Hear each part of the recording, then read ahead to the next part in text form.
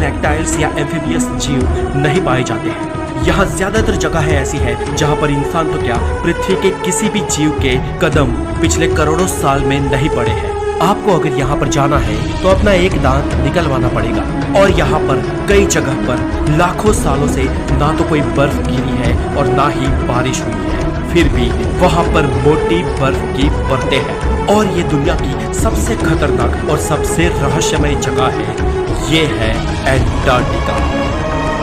Antarctica ये पृथ्वी के छोर पर नीचे दक्षिण में बसा एक महाखंड है। 140 लाख स्क्वायर किलोमीटर में फैला ये महाखंड एशिया, अफ्रीका, नॉर्थ अमेरिका और साउथ अमेरिका के बाद दुनिया का 5वां सबसे बड़ा महाद्वीप है। विस्तार में तो ये यूरोप से 1.5 गुना और भारत से 4.5 गुना ज्यादा बड़ा है। यहाँ पर दोस्तों अगर आप जाओगे तो आपको ये लगेगा कि आप पृथ्वी पर नहीं लेकिन किसी और प्लेनेट पे हो। ये विश्व की सबसे ठंडी, शुष्क और तेज हवाओं वाली जगह है। यहाँ पर हड्डियों तक को जमा देने वाली ठंड है और चारों ओर जहाँ तक आपकी नजर जाएगी आपको सिर्फ बर्फ की चादर ही नजर आएगी। दोस्तों एंटार्क्टिका की कुछ जगह, कुछ विस्तार ऐसे भी हैं जहाँ पर पिछले 20-20 लाख सालों से ना तो कोई बर्फ गिरी है और ना ही कोई बारिश हुई है, फिर भी वहाँ पर लाखों साल पुरानी बर्फ के बड़े बड़े पहाड़ मौजूद हैं और ये बर्फ कभी नहीं पिघली है। एंटार्क्टिका में मौजूद ये जगह पृथ्वी पर की सबसे शुष्क जगह है और इसीलिए इसे ड्राई वैली भी कहा जाता है। आज हमारी पृथ्वी पर कोई भी देश या कोई भी छोटा सा रिमोट एरिया भी ऐसा नहीं है जहां पर मानव बस्ती ना रहती हो, लेकिन दोस्तों एंटार्क्टिका इसमें अपवाद है। ये इतना बड़ा महाखंड होते हुए भी वहाँ का कोई स्थानीय निवासी नहीं है। जी हाँ, पृथ्वी पर कोई भी इंसान एंटार्क्टिका का नागरिक नहीं है, पर यहाँ पर विविध देशों के रिसर्च स्टेशन है जहाँ सालाना 2000 से 5000 लोग आते जाते रहते हैं। और यहाँ पर हमारे देश भारत ने 3 रिसर्च स्टेशन डाले हैं जिनमें 2 एक्टिव हैं। इसके अलावा एंटार्क्टिका में मैकमुर्डो नाम का अमेरिका का एक न्यूक्लियर पावर स्टेशन भी है जो 1962 से यहाँ पर एक्टिव है।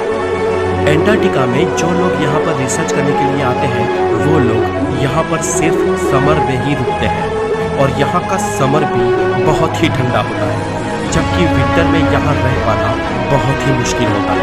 और यहाँ पर आने वाले हर एक इंसान का मेडिकल चेकअप होता है, जिसमें डेंटल चेकअप में ये सुनिश्चित किया जाता है कि यहाँ आने वाले प्रत्येक इंसान की विजडम टीथ निकाल देनी ही पड़ेगी, यानी कि यहाँ आने वाले प्रत्येक इंसान का विजडम टीथ रिमूव करने के बाद ही उसे यहाँ आने की परमिशन मिलती है। दोस्तों आपको जानकर हैरानी होगी कि ये दुनिया का सिर्फ एक ही ऐसा महाद्वीप है जहाँ पर वन नहीं है। पूरी धरती पर सिर्फ ये एंटार्क्टिका और न्यूजीलैंड 2 ही ऐसी जगह है जहाँ पर कोई भी जाति के सांप नहीं पाए जाते। यहाँ इंसानों के अलावा अतिशय ठंड को सहने वाले कुछ जीव ही बस पाते हैं, जिनमें पेंगुइन्स, सील्स, निमेटॉन्स, टार्डिग्रेड, भिन्न प्रकार की शैवाल और कुछ टुंड वनस्पतियों का समावेश होता है। दोस्तों ये कुछ गिनी चुनी प्रजातियां भी एंटार्क्टिका के छोर पर, जहां पर समुद्री किनारा है, वहां पर ही पाई जाती है। एंटार्क्टिका के बीचों बीच तो कोई भी जीव मौजूद नहीं है।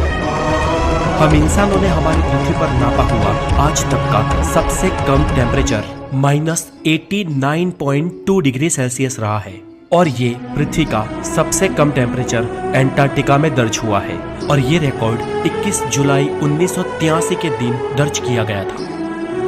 दोस्तों पृथ्वी की ये इतनी ठंडी जगह हमेशा से इतनी ठंडी नहीं थी।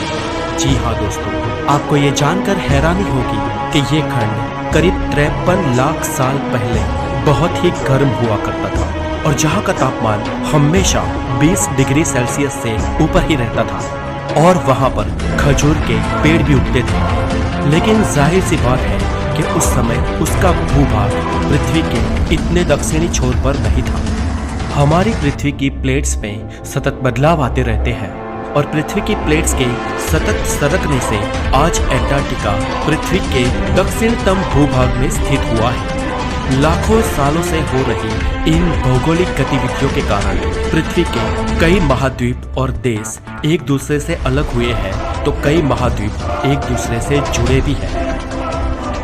यूं मानो कि एंटार्क्टिका एक बर्फ का रेगिस्तान है और यहाँ पर बर्फ की 1.5 से 2 किलोमीटर मोटी चादर पूरे खंड पर छाई हुई है और यहाँ पर पूरी पृथ्वी का 90% पानी बर्फ के रूप में मौजूद है। जी हाँ दोस्तों, यानी कि 90% पानी सिर्फ एंटार्क्टिका में है और सिर्फ 10% पानी ही बाकी की पूरी पृथ्वी पर है। यानी कि महासागर, नदियाँ, बारिश के रूप में पानी, नॉर्थ पोल और पूरी पृथ्वी पर जितनी भी झीलें हैं वो सिर्फ एंटार्क्टिका पे बर्फ के रूप में पानी का 10% ही है। अब सोचो दोस्तों कि यहाँ की अगर सारी बर्फ पिघल जाए तो पृथ्वी का क्या हाल होगा। दोस्तों अगर किसी कारण ऐसा होता है तो पृथ्वी पर 200 फीट तक सी लेवल बढ़ जाएगा और यूं मानो कि लगभग पूरी मानव सभ्यता समाप्त हो जाएगी। दोस्तों आपको ये बात जानकर भी हैरानी होगी कि एंटार्क्टिका में कुछ लोगों ने जन्म भी लिया। जी हाँ दोस्तों, एमेलियो प्लामा नाम का एक शख्स दुनिया का पहला ऐसा व्यक्ति था जो पृथ्वी के इस दक्षिणतम छोर में जन्मा था। एमेलियो का जन्म एंटार्क्टिका में 7 जनवरी 1978 के दिन हुआ था। और दोस्तों वास्तव में ऐसी बात है कि एमेलियो की माता अर्जेंटीना से थी और ये अर्जेंटीना द्वारा एंटार्क्टिका को खुद का हिस्सा बनाने का एक प्रयास था और इसीलिए अर्जेंटीना ने अपने देश की एक गर्भवती औरत को एंटार्क्टिका भेजा था। पर दोस्तों एंटार्क्टिका किसी कंट्री के अंतर्गत ना तो आज तक हुआ है और ना ही वो होगा। वो एक सार्वजनिक जगह है।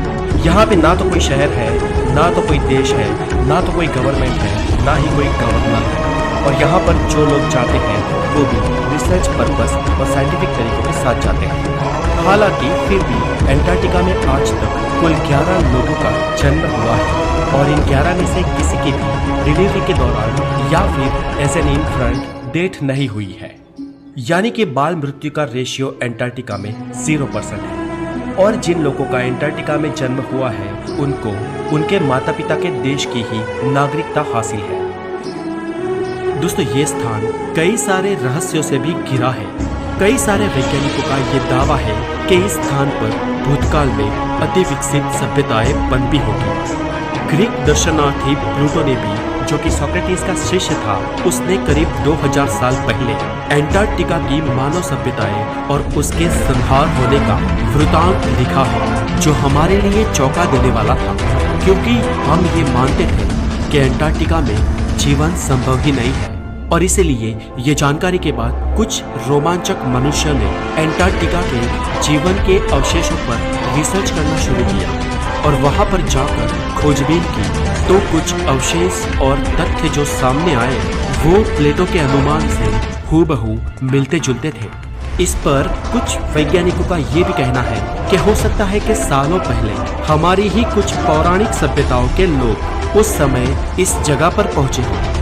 सच आखिर कुछ भी हो, लेकिन आज तक यहाँ पर इस पर रिसर्च हो रहे हैं और आगे भी एंटार्क्टिका के कई सारे रहस्यों से पर्दा उठने वाला है। तो दोस्तों आज के लिए इतना ही।